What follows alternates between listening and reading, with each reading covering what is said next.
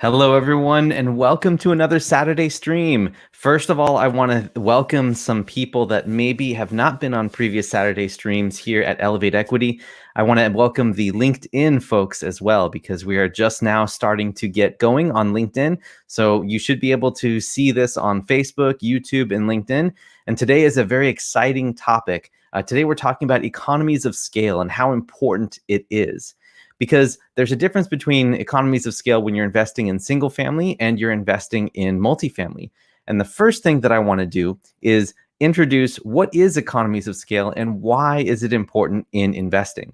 Well, first of all, when you start off investing in single family, you want to make sure that your efforts are actually worthwhile. When you first start off, it takes quite a lot of effort for you to get going. And unfortunately, if you continue to take a lot of effort to get any results, then it's going to take you a while to get the fruits of those results back.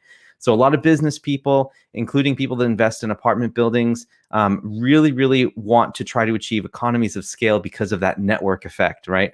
The more value you have is equivalent to the value of a network or the value of a business, because the more interactions you have, the more value you can add with individuals or businesses or so forth.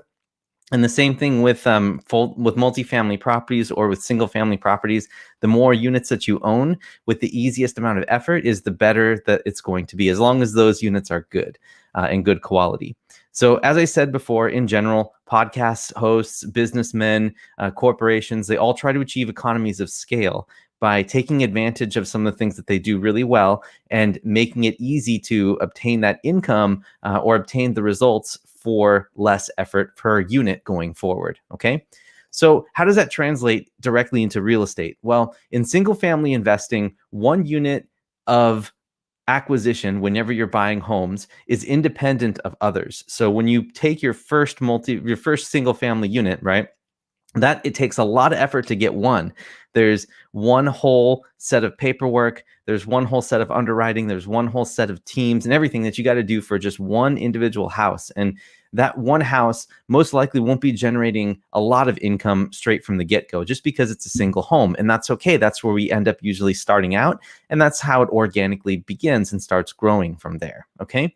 But what we want to talk about is how it's different between single family and multifamily, and why multifamily helps encourage that scale of growth. And so what I'm going to do is I'm going to share my screen. I'm going to show you a little bit more about what it is that it does. Okay, so here you should see that with the single family home, the valuation of a single family home is based on the appraisal that it gets. So if you buy one house, right, and want it to grow in value, you're kind of stuck at the whims of whatever the home value is appraised at, okay?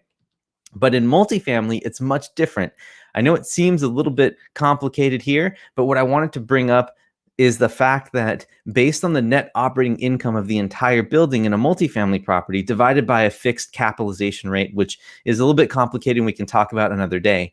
But the net operating income means the income minus the expenses coming in from the apartment building.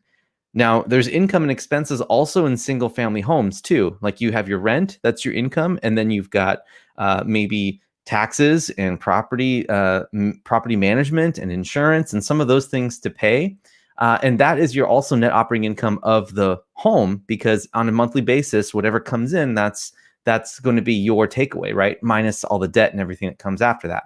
But either way, the home value is not really attached to whatever income you're making from the property. It's based on what other people would pay for it. That's what the single family home world is about.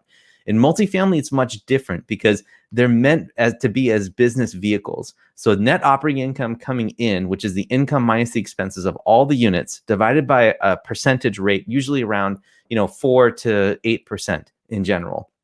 That will determine the value of the property. That means that you have direct control over the valuation of the property if you can increase the operating income.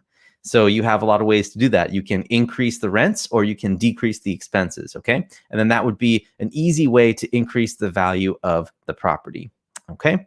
So that being said, the next thing is in single family investing, one unit is independent of the others, and in multifamily, they're all connected.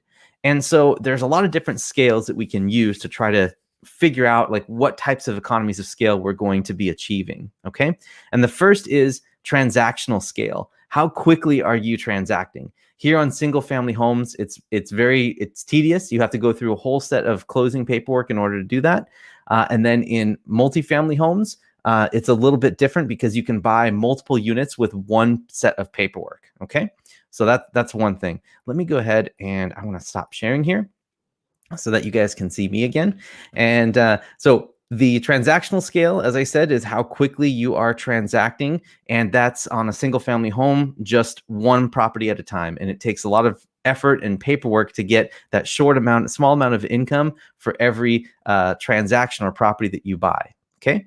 Now, the next thing is portfolio scale. If you end up taking a single family home and you end up buying like a bulk of them, or you can buy like 5 or 6 houses in one shot, that's the next best thing you can get to try to achieve scale in the single family business. You buy one house, or you buy 2 houses, or maybe you buy like 3 houses over the course of a year. You're still achieving economies of scale because every time you do this, it's getting easier and easier, and you're getting less effort for the same amount of output, or even increasing output from your economic performance on all of the properties. Okay.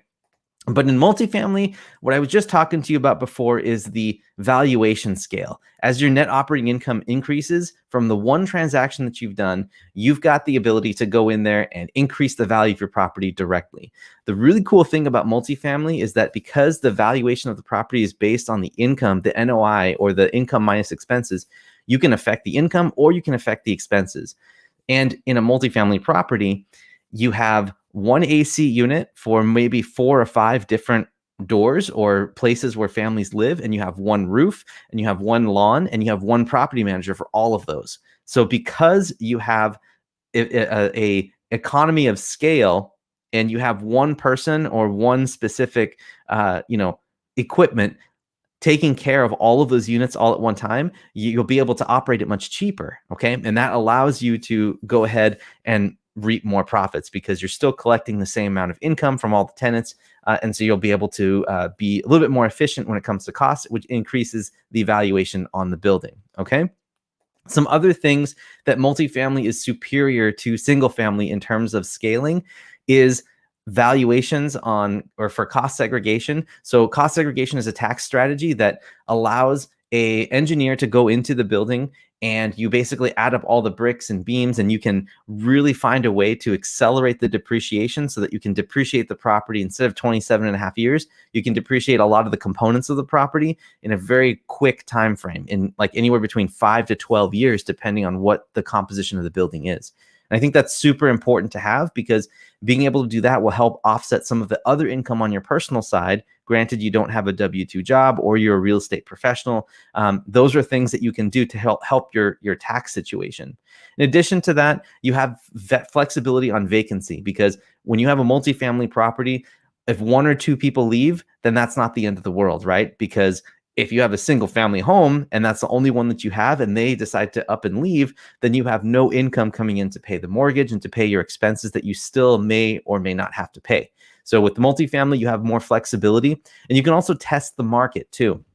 In multifamily, you can say, all right, well, this unit came in at 650, right? And so they signed a lease and they're in there now. Well, I wonder if we can get 675 for the unit. Let's try it. And then, oh, it looks like we can get 675. And then we try 700, and then 700 is too high because you're not getting it rented, right? So you have this ability to kind of test the market.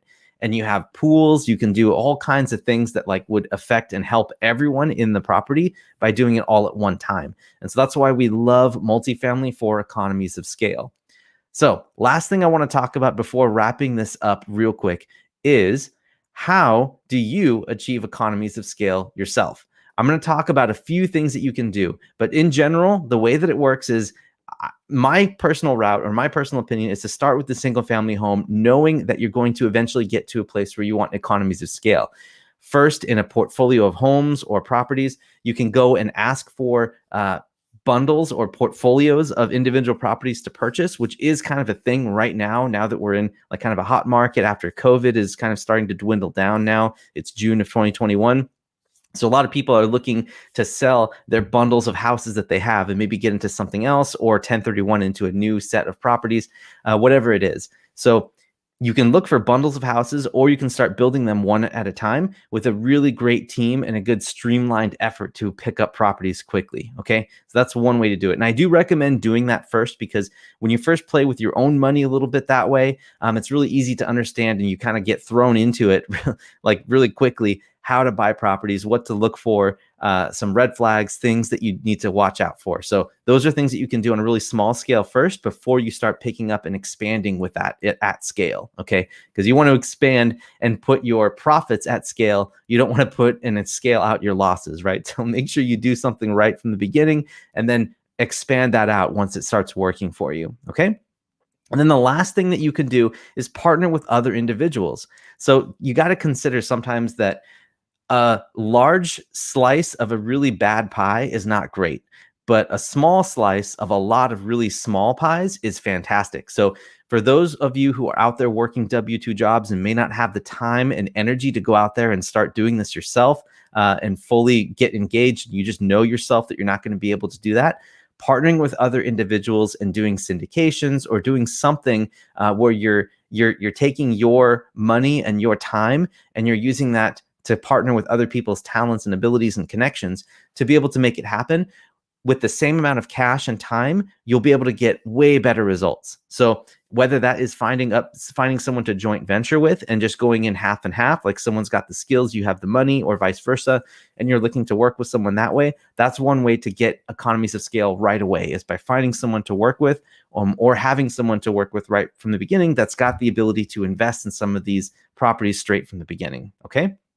And then the last one is to always think about doing syndications. There are multifamily syndicators out there that know their stuff really well, and they have plenty of offerings that come out throughout the year, depending on the market cycles and where they invest. And they are really generally experts in the area, or at least the good ones are very good at what they do. And it's very worthwhile to partner with them and see what they do.